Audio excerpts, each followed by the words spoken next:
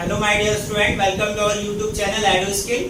This is Mahboob Hasan और आज के इस वीडियो में मैं लेकर आया हूं आपके लिए एक बहुत ही important topic that is electric potential due to electric dipole. Okay, so इसमें हम क्या कैलकुलेट करने वाले हैं। कोई डाइपोल है हमारे पास, मैंने सपोज किया ये कोई हमारे पास डाइपोल है, ठीक है। इसकी वजह से ड्यू टू डाइपोल इसके बाहर किसी पॉइंट पी पर हमने इलेक्ट्रिक फील्ड को इलेक्ट्रिक पोटेंशियल को कैलकुलेट करना है। ओके, सो मैंने सपोज कर लिया ये डाइपोल है, इसका जो लेंथ है दैट इज 2a है। इसके मिड पॉइंट से किसी पॉइंट p पर हमने इलेक्ट्रिक फील्ड को कैलकुलेट करना है। सो ये डिस्टेंस क्या हो जाएगा a और ये डिस्टेंस भी क्या हो जाएगा a हो जाएगा, ठीक है। जो पॉइंट इसके मिड पॉइंट से रेडियस वेक्टर जो r वेक्टर का जो एंगल है between r vector and a, या मैं कहूं डाइपोल मोमेंट, जो इलेक्ट्रिक डाइपोल मोमेंट है उसके बीच का एंगल कितना है, हमने थीटा सपोज किया। ओके, सो हमने इलेक्ट्रिक पोटेंशियल को कैलकुलेट करना है एट पॉइंट पी, बी हमने कैलकुलेट करना है। ओके, सो सपोज बच्चों लास्ट वीडियो में हमने क्या डिस्कस किया था कि कोई पॉइंट कोई चार्ज है q कूलम का और इसके बाहर अगर r डिस्टेंस पर कोई पॉइंट p है, सो इस पर जो इलेक्ट्रिक फील्ड था r डिस्टेंस पर ड्यू टू चार्ज q, जो इलेक्ट्रिक पोटेंशियल था उसका वैल्यू क्या था 1/4 pi epsilon naught q over r। Okay, 1/4 pi epsilon naught q over r, यही तो था। सो एक बात और मैंने बताया था कि electric potential it is a scalar quantity. अगर पॉजिटिव चार्ज है तो उसकी वजह से पॉजिटिव साइन का कंसीडर करते हैं और अगर नेगेटिव चार्ज है तब हम नेगेटिव कंसीडर करते हैं। ओके, तो यहाँ पर जो है हमारे पास दो चार्ज है, एक तो पॉजिटिव है एंड एक नेगेटिव है and these two charge separated by a distance 2a। Okay, so इस पूरे डाइपोल में कहूँ टू चार्ज सिस्टम या कह सकता हूँ मैं इसको डाइपोल कह रहे हैं, इसकी वजह से हमने पी पर इलेक्ट्रिक पोटेंशियल को कैलकुलेट करना है। ओके, सो पॉजिटिव चार्ज की वजह से जो इलेक्ट्रिक पोटेंशियल होगा वो कितना हो जाएगा, पॉजिटिव चार्ज की वजह से जो पोटेंशियल होगा V इज इक्वल टू क्या हो जाएगा, उसको V1 से कंसीडर करें, ठीक है।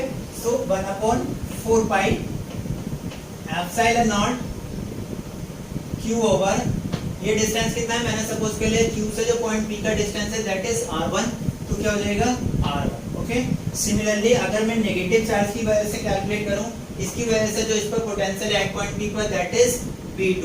ओके, सो v2 का वैल्यू क्या हो जाएगा 1/4 pi epsilon naught q over r2। Okay, ये ड्यू टू पॉजिटिव चार्ज है और this is due to negative. So अगर ये पॉजिटिव है तो इसको पॉजिटिव लिखा रहने देते हैं और ये नेगेटिव है तब इसको नेगेटिव लिखेंगे। Okay, then net potential at p, net potential at p और we can say that b at p पर जो पोटेंशियल हो जाएगा b इज इक्वल टू क्या हो जाएगा b1 minus b2। Direct add कर देते हैं as like a number, it is a scalar quantity. So जैसे नंबर को हम ऐड करते हैं वैसे हम इसको ऐड करेंगे। पॉजिटिव है तो पॉजिटिव साइन के साथ लिखा है, नेगेटिव है तब नेगेटिव साइन के साथ लिखा है। b is equal to b1 का वैल्यू कितना है, देखो 1/4 pi epsilon naught q over r1 minus 1/4 pi epsilon naught q over r2। Okay, कुछ कॉमन आ रहा है, so b is equal to हो जाएगा 1/4 pi epsilon naught q common निकाल लेते हैं। सो क्या मिलेगा मुझे 1/r1 माइनस 1/r। ओके बच्चों, यही हमारा रिजल्ट है। बस हमने सिर्फ r1 और r2 का वैल्यू फाइंड आउट करना है। r1 और r2 का वैल्यू हमने फाइंड आउट करना है इस प्रॉब्लम में। सो r1 का वैल्यू कैसे फाइंड आउट करेंगे, इसको रफ कर देता हूँ थोड़ा सा। r1 का वैल्यू कैसे फाइंड आउट करेंगे, ध्यान देंगे बच्चों। ये कितना है, ये r1 डिस्टेंस है और ये क्या है r1, ठीक है। सो r1 को कैलकुलेट करने के लिए एक परपेंडिकुलर ड्रॉ कर लेते हैं। ओके, ये मैंने क्या ड्रॉ कर लिया, एक परपेंडिकुलर ड्रॉ कर लिया। इस पॉइंट का नाम मान लेता हूँ m, इस पॉइंट का नाम मान लेते हैं n और इस पॉइंट का नाम मान लेते हैं o। ओके, सो n से p तक का डिस्टेंस परपेंडिकुलर ड्रॉ करा है और m से p तक का डिस्टेंस क्योंकि मैंने परपेंडिकुलर ड्रॉ कर लिया है, सो np इक्वल हो जाएगा mp के, मीन ये डिस्टेंस क्या हो जाएगा इक्वल हो जाएगा, ठीक है। तो ये टोटल डिस्टेंस कितना था r, टोटल डिस्टेंस कितना r और ये डिस्टेंस कितना बचा यहाँ से यहाँ तक का दैट इज r1 हो जाएगा ना। टोटल है r और यहाँ से यहाँ तक का परपेंडिकुलर ड्रॉ कर लिया, सो आगे के डिस्टेंस तो इक्वल हो जाएंगे। सो ये डिस्टेंस कितना बचेगा r1। ओके, ये कितना बचेगा r1। सो ये क्या रह जाएगा, अगर मैं OM की बात करूं, सो OM की अगर मैं बात करूं सो वो कितना हो जाएगा, देखिए आप O से P माइनस एम से पी, ओ से पी कितना था, ओ से पी तो आर डिस्टेंस है ना मिड पॉइंट से, माइनस एम से पी, एम से पी इक्वल है एन टू पी, देन ये क्या इक्वल हो जाएगा R one P, okay, O M. Is it clear? अगर मैं इस ट्रायंगल की बात करूं तो ये राइट एंगल ट्रायंगल है, O M P, O M N एक राइट एंगल ट्रायंगल है, इसमें इसका ये साइड दिस इज बेस, ये एंगल थीटा है, तो ये क्या हो जाएगा बेस। तो बेस को कैसे कैलकुलेट करेंगे, we know that O M is equal to क्या होता है ओ एम। अगर मुझे ओ एम फाइंड आउट करना है और जो साइड नोन है उसको कहाँ रखते हैं डिनोमिनेटर में, तो ये क्या हो जाएगा upon O N is equal to, देखिएगा ओ एम क्या है बेस और ओ एन क्या है hypotenuse, so base upon hypotenuse क्या होता है cos थीटा। सो अगर ओ एम का वैल्यू मैं फाइंड आउट करूं तो क्या हो जाएगा वो O N cos theta, okay, O N कितना है ए, सो ये क्या हो जाएगा a cos theta, O M का वैल्यू कितना आ गया a cos theta, O N कितना है ए है, सो ये क्या हो जाएगा ए cos थीटा, ओके। वैसे बच्चों अगर मैं ओ एम की बात करूं, ओ एम का वैल्यू वैसे कितना है R minus R one, so O M का वैल्यू क्या हो जाएगा R minus R one is equal to क्या हो जाएगा ए cos थीटा। क्यों? क्योंकि मैंने यहाँ परपेंडिकुलर ड्रॉ किया है, आगे का डिस्टेंस और ये डिस्टेंस इक्वल हो जाएंगे परपेंडिकुलर ड्रॉ करने का मतलब, तो ये डिस्टेंस कितना हो गया r1 और ये टोटल कितना था r, तो ये कितना बचे होगा r माइनस r1, सो r माइनस r1 का वैल्यू क्या हो गया a cos थीटा, ओके। अगर मैं यहाँ से r1 का वैल्यू फाइंड आउट करूँ, इस बच्चों इस इक्वेशन को नोट डाउन कर लीजिए, इसी में r1 और r2 का वैल्यू मुझे यहीं पर आकर पुट करना है, तो मुझे r1 का वैल्यू फाइंड आउट करना है, तो उसके लिए क्या करते हैं r1 और r2 का वैल्यू डायरेक्ट इस इक्वेशन में ला करके पुट करते हैं, ठीक है। सो r1 का वैल्यू कैसे फाइंड आउट करें, यहाँ से r1 इज इक्वल टू क्या हो जाएगा, साइड चेंज कर लेते हैं, सो क्या हो जाएगा r minus a cos theta, r1 का वैल्यू क्या हो जाएगा साइड चेंज हो जाएगा, सो क्या हो जाएगा r is equal to r1 is equal to r minus a cos theta, दोनों साइड का स्क्वायर कर देते हैं, square on both side we get r1 square is equal to क्या हो जाएगा r minus a cos theta का whole square, okay. Square open करते हैं, तो r1 square is equal to क्या हो जाएगा r square plus A square cos square theta plus minus 2r a cos theta, यही तो बचेगा 2ra cos थीटा, ओके। ध्यान देंगे बच्चों r क्या है डिस्टेंस है जिस पॉइंट पर हमने इलेक्ट्रिक फील्ड कैलकुलेट करना है from the mid point of dipole, और a क्या है डाइपोल का जो लेंथ है वो 2a है तो उसका हाफ। सो a जो होता है बहुत ही स्मॉल क्वांटिटी है, a क्या होता है बच्चों बहुत ही स्मॉल क्वांटिटी है, और अगर इसका स्क्वायर करते हैं किसी भी स्मॉल क्वांटिटी का अगर हम स्क्वायर करते हैं तो वो और लेस क्वांटिटी हो जाता है, सो a स्क्वायर और भी लेस क्वांटिटी हो जाएगा, ओके। और बच्चों थीटा क्या है cos थीटा का मैक्सिमम वैल्यू कितना होता है 1, सो cos थीटा का मैक्सिमम वैल्यू कितना होता है 1, इससे ज्यादा तो हो नहीं सकते, बाकी लेस ही रहेगा। सो cos थीटा भी स्मॉल क्वांटिटी है, या मैं कहूं a square cos square theta एक स्मॉल क्वांटिटी होगा as compare to r square, r बहुत ही ग्रेटर क्वांटिटी है, r क्या है ग्रेटर क्वांटिटी है as compare to a, so r square तो और भी ज्यादा ग्रेटर हो जाएगा as compare to a square, so इस टर्म को हम क्या कर देते हैं यहाँ से नेगलेक्ट कर देंगे, ओके, क्योंकि ये बहुत लेस क्वांटिटी हो जाएगा as compare to r square. So r1 square क्या मिलेगा मुझे r square minus 2 r into a cos theta, okay. यहाँ से r स्क्वायर में कॉमन ले लेता हूँ, so r1 square is equal to क्या मुझे मिलेगा r स्क्वायर अगर मैं यहाँ से कॉमन लूंगा तो 1 माइनस 2a cos थीटा, यहाँ पे क्या है r, तो r स्क्वायर मैंने कॉमन लिया तो ये क्या हो जाएगा upon r, okay. This is r1 square. अगर मैं बात करूं इसको r1 का वैल्यू, तो ये क्या हो जाएगा r into 1 minus 2a cos theta upon r, और इस सब की और पावर क्या हो जाएगा 1/2। Is it clear? मुझे तो 1/r1 का वैल्यू चाहिए, सो 1/r1 का वैल्यू फाइंड आउट करने के लिए क्या करेंगे रेसिप्रोकल कर देते हैं, सो 1/r1 इज इक्वल टू क्या हो जाएगा इसको ऐसे लिख सकता हूँ 1 upon R into 1 minus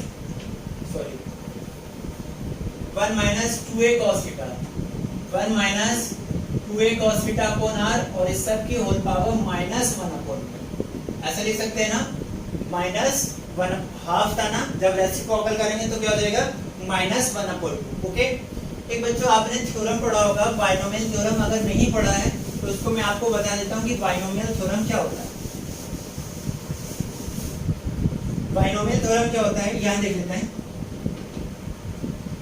according to binomial theorem क्या होता है,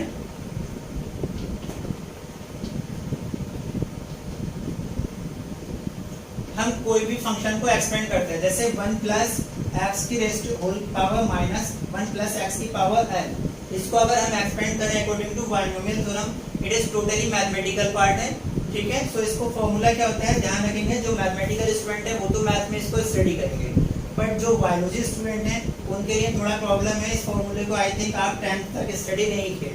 सो 1 प्लस एक्स की होल पावर n को अगर मैं एक्सपेंड करूं अप टू n टर्म्स, तो हम वो एक्सपेंड करते हैं बाय यूजिंग बाइनोमियल थ्योरम, और बाइनोमियल थ्योरम के अकॉर्डिंग 1 प्लस एक्स की होल पावर n का फॉर्मूला क्या हो जाएगा, 1 plus nx plus n minus 1 upon 2 का factorial into x square plus n minus 1 n minus 2 upon 3 का फैक्टोरियल एक्स क्यूब, और ऐसे ही ये एक्सपेंड होता रहता है up to n terms. Okay, so ये इसका एक्सपेंशन का फॉर्मूला है। अगर जो मैथमेटिकल स्टूडेंट है उन्होंने तो पढ़ा होगा ये, या 12th में पढ़ लेंगे, बट जो बायोलॉजिकल स्टूडेंट है उनके लिए ये फॉर्मूला याद रख लें, नहीं तो गूगल से सर्च करके 1 प्लस एक्स की होल पावर n का फॉर्मूला चेक कर लें, और कहीं इस डाइपोल जो इलेक्ट्रिक फील्ड पोटेंशियल हम कैलकुलेट कर रहे हैं ड्यू टू डाइपोल, इसके साथ उसको प्लेस कर लें ताकि आपको याद रहे। चलिए इसी फॉर्मूले से हम इसको एक्सपेंड करते हैं। सो ये क्या हो जाएगा, 1 upon r is equal to क्या हो जाएगा, 1 upon r1। Okay, so 1 upon r1 is equal to क्या हो जाएगा, 1 अपॉन r, फॉर्मूला ओपन करते हैं 1 प्लस nx। ओके, 1 यहाँ पे माइनस है तो माइनस लिख रहने देते हैं, n का वैल्यू क्या है -1 अपॉन 2, 1 प्लस nx, और x के प्लेस पे कितना है 2a cos theta upon r। Okay, 1 plus nx plus आगे के टर्म आएंगे n माइनस 1 अपॉन 2 का फैक्टोरियल इनटू x स्क्वायर, और x क्या है यहाँ पर हमारा a upon a cos theta upon r, और जब इसको स्क्वायर करेंगे बच्चों, सो और भी a स्क्वायर हो जाएगा, और a स्क्वायर फिर से हम क्या करेंगे उसको नेगलेक्ट कर देंगे, आगे की टर्म आएगा x क्यूब, तो वो भी और x की पावर 3 हो जाएगा, वो और स्मॉल क्वांटिटी हो जाएगा, इसलिए हम आगे की सारी टर्म्स को नेगलेक्ट कर देंगे। ओके, सो इस फॉर्मूले को सिर्फ हम अप टू 2 टर्म्स तक ही लिखेंगे, आगे की higher order terms x square और x क्यूब वाली टर्म्स को हम नेगलेक्ट कर देंगे। ओके, सो क्या मिलेगा, आगे की टर्म्स को लिखने का जरूरत नहीं है, हम नेगलेक्ट कर देते हैं। ओके, सो ये क्या हो जाएगा 1 upon r1 is equal to 1 upon r minus minus plus हो जाएगा ये, और क्या मिलेगा मुझे 1 प्लस a cos थीटा, 2 से तो 2 कैंसिल आउट हो जाएगा, upon r। Okay, this is the value of 1 upon r। क्या मिला मुझे 1 upon r is equal to 1 upon r1 is equal to 1 upon r 1 plus a cos theta upon r। चलिए हम 1 upon r2 का value find out कर लेंगे, और जो हमने फॉर्मूला फर्स्ट इक्वेशन में लिखा था उसके वैल्यूज पर वैल्यू पुट कर देंगे 1 अपॉन r1 का और 1 अपॉन r2 का, और हमारा पोटेंशियल आ जाएगा। 1 अपॉन r1 का वैल्यू यहाँ लिख लेते हैं, 1 upon r1 is equal to 1 upon r into 1 plus a upon r cos theta. Okay, अब हम वैल्यू कैलकुलेट करते हैं 1 अपॉन r2 का, तो सिमिलर वे में हम 1 अपॉन r2 का वैल्यू कैलकुलेट करेंगे बच्चों। कैसे करेंगे इसको देखिएगा, फिर से एक परपेंडिकुलर ड्रॉ कर लेते हैं। ओके, तो ये डिस्टेंस कितना है r2, ये क्या था r2, और ये क्या है r, तो ये डिस्टेंस कितना बचेगा r, ये टोटल कितना r2, तो ये डिस्टेंस क्या बचेगा r2 माइनस r। अगर मैं इस डिस्टेंस की बात करूं, जैसे यहाँ पर ये बचा था ना, सिमिलर ये बचेगा, तो इसका नाम मान लेते हैं o, ये रहा n, तो इसको नाम मान लेते हैं n डैश, और इसको m डैश। ओके, सो n डैश m डैश, ये डिस्टेंस कितना बचेगा r minus r2, mean m dash का वैल्यू कितना बचेगा r2 माइनस r। ओके, अगर इसको ट्रायंगल के टर्म्स में इन टर्म्स ऑफ थीटा लिखूं देन m1 ये वैल्यू जो हो जाएगा वो काय के इक्वल आएगा। अगर मैं cos थीटा का वैल्यू फाइंड आउट करें इस ट्रायंगल से, तो इस ट्रायंगल से cos थीटा का वैल्यू क्या हो जाएगा, m dash upon n dash हो, और ये कितना है a। ओके, तो m डैश और n डैश का वैल्यू क्या हो जाएगा, a cos थीटा। दोनों को इक्वेट कर देते हैं, it mean r2 minus r का वैल्यू सिमिलर कर रहे हैं जैसे हमने r1 का वैल्यू फाइंड आउट किया था, सेम कर रहे हैं, कुछ भी चेंज नहीं कर रहे हैं। क्या हो जाएगा, a cos theta r2 is equal to क्या हो जाएगा, a cos theta, sorry r को इधर ले जाते हैं तो ये क्या हो जाएगा, r plus a cos theta square कर देते हैं। So r square r2 square is equal to क्या हो जाएगा, r square plus a square cos square theta plus 2ra cos theta.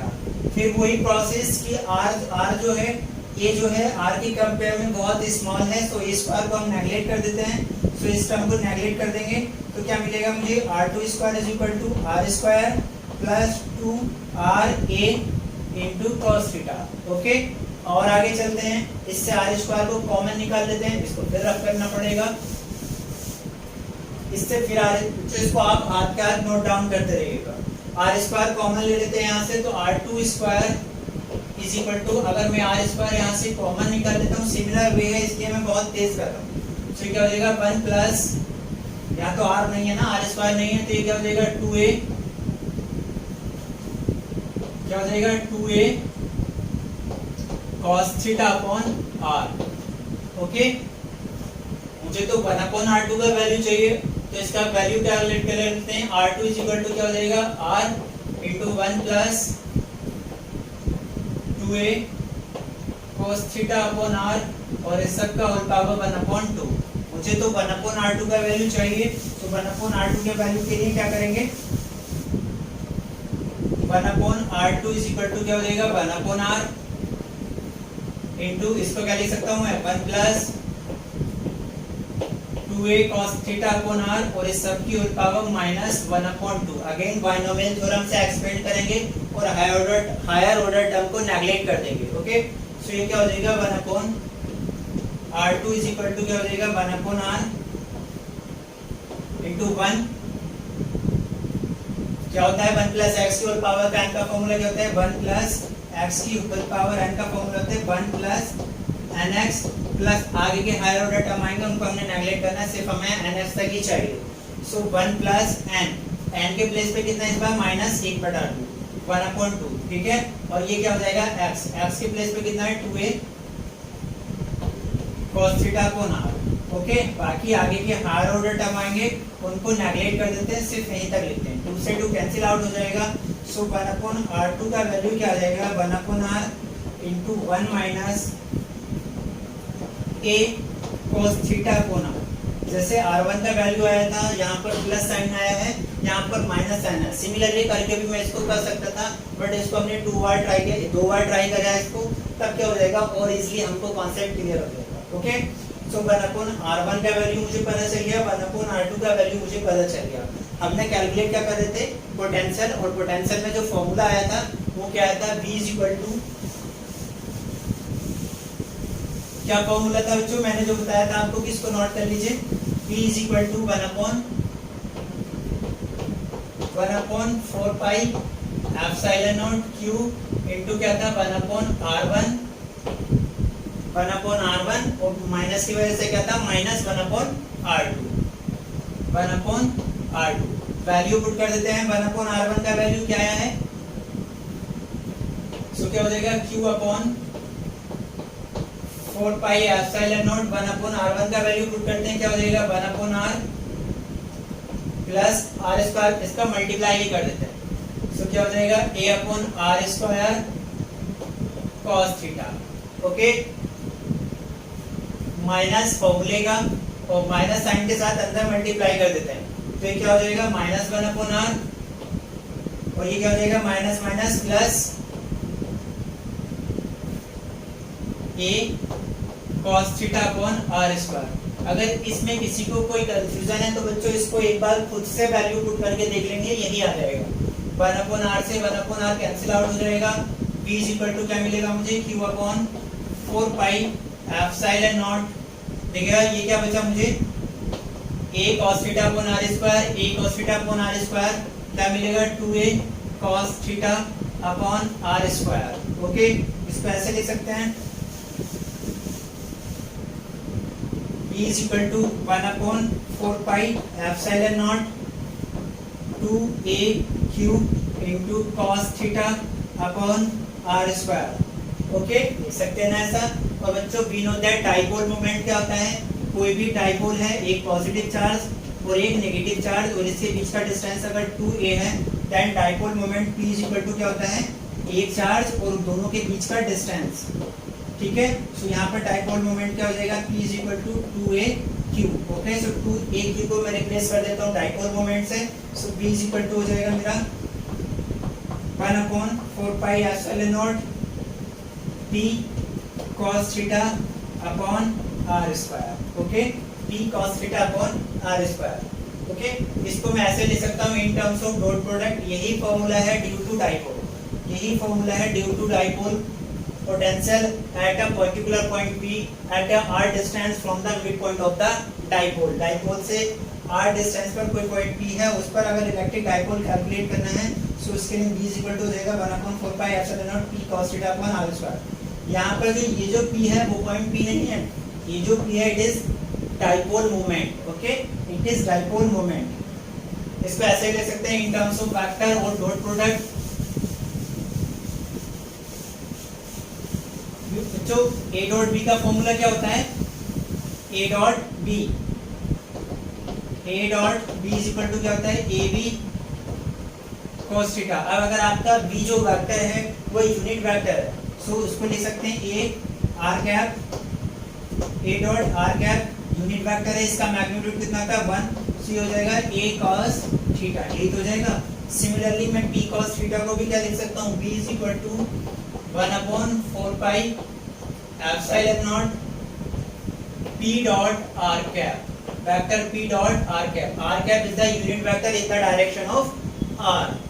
Okay, upon r square. In terms of dot product में इसको इस तरीके से भी लिख सकता हूँ। Is it clear?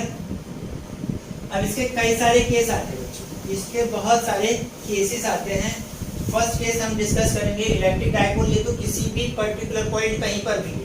अब मैं सपोज कर लेता हूँ अगर हमारा पॉइंट P जो है एट एक्सिस पर है, कहाँ पर है, along the line of axis, mean axial point पर हमने कैलकुलेट करना है। सो एक्सियल पॉइंट के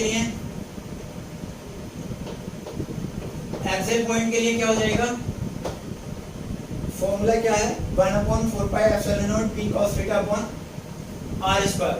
अगर ये पॉइंट आपका P इसके एक्सिस पे आ जाए, या मैं कहूँ यहाँ आ जाए, ठीक है, इसके एक्सिस पे यहाँ आ जाए, तो ये एंगल क्या हो जाएगा आपका, थीटा इज इक्वल टू क्या हो जाएगा, अगर ये पॉइंट आपका P यहाँ होता है तो कम हो जाएगा थीटा। इस पॉइंट के लिए थीटा का वैल्यू क्या हो जाएगा, 0। थीटा का वैल्यू क्या हो जाएगा, 0 हो जाएगा ना। इस लाइन के अलोंग अगर मैं बात करूँ या इस पॉइंट पे करूँ तब थीटा का वैल्यू 180 हो जाएगा। ओके, इस पॉइंट पे थीटा का वैल्यू 180 हो जाएगा, इस पॉइंट पे थीटा का वैल्यू 0 हो जाएगा। तो इस पॉइंट की अगर मैं बात करूं या मैं कहूं एक्सियल पॉइंट पर किसी भी पॉइंट पर मैं बात करूं, तो या तो थीटा का वैल्यू 0 कंसीडर करेंगे या 180। अगर 0 का वैल्यू cos थीटा का वैल्यू कितना होता है 1 और cos 180 का वैल्यू कितना होता है -1, तो प्लस माइनस में डिफरेंस आएगा, बाकी मैग्नीट्यूड क्या रहना है, सेम रहना है। तो electric potential due to dipole at an axial point, या इस पॉइंट पर या इस पॉइंट पर, एक्सियल पॉइंट पर क्या हो जाएगा, formula V is equal to 1/4 pi epsilon naught P upon r square, और cos थीटा का वैल्यू या तो +1 ले लें इस पॉइंट के केस में, और इस पॉइंट के केस में -1 हो जाएगा, तो प्लस माइनस कुछ भी 1 आएगा। ठीक है, तो दोनों ही केस कंसीडर कर लेते हैं। कभी तो आपको इस पॉइंट भी दे सकता है न्यूमेरिकल प्रॉब्लम में, या यहाँ भी दे सकता है। ठीक है, so B is equal to क्या हो जाएगा, 1/4 pi epsilon naught P over r square. This is the potential due to electric dipole at an axial point. ठीक है, एट एन एक्सियल पॉइंट। देखिए अगर यहाँ बात करें इस पॉइंट पर, तो पोटेंशियल क्या होता है, P इज इक्वल टू क्या होता है, 1/4 pi epsilon naught Q over R, ठीक है, Q ओवर R। अगर R का वैल्यू इंक्रीज होगा तो पोटेंशियल क्या हो जाएगा, डिक्रीज हो जाएगा, ठीक है। सो यहाँ पे जो पोटेंशियल होगा ड्यू टू पॉजिटिव चार्ज होगा, उस केस में जो कि नेगेटिव चार्ज ज्यादा डिस्टेंस है, तो पोटेंशियल जो इफेक्टिव नेट पोटेंशियल होगा वो ड्यू टू पॉजिटिव चार्ज होगा, इसलिए यहाँ पे पोटेंशियल क्या आ रहा है, 0 आ रहा है, cos थीटा का वैल्यू 1 आ रहा है। अगर इस पॉइंट पे मैं पोटेंशियल की बात कर रहा हूँ तो यहाँ पे cos थीटा का वैल्यू 180 आ रहा है, मीन नेगेटिव आ रहा है, क्योंकि यहाँ पर नेगेटिव जो पोटेंशियल चार्ज है वो पास में है, नियर अबाउट है। सो नेगेटिव जो पोटेंशियल इफेक्टिव पोटेंशियल होगा और we can say that net potential होगा वो ड्यू टू नेगेटिव चार्ज होगा, ओके। बहरहाल टोटल जो इलेक्ट्रिक पोटेंशियल आएगा एट एन एक्सियल पॉइंट वो आ जाएगा plus minus 1/4 pi epsilon naught P over R square. Is it clear? 1/4 pi epsilon naught P over R square due to at an axial point. अगर मैं बात करूं eight N equatorial point, कहां पर बात कर रहा हूं मैं, ये तो था एक्सियल पॉइंट पर। अगर इक्वेटोरियल पॉइंट पे बात करूं मैं, नोट करते रहिएगा बच्चे इसको। अगर मैं बात करूं एट इक्वेटोरियल पॉइंट, जैसे हमने इलेक्ट्रिक फील्ड इंटेंसिटी कैलकुलेट की थी एट एन एक्सियल पॉइंट और एट एन इक्वेटोरियल पॉइंट। सो इक्वेटोरियल पॉइंट पर क्या हो जाएगा, एट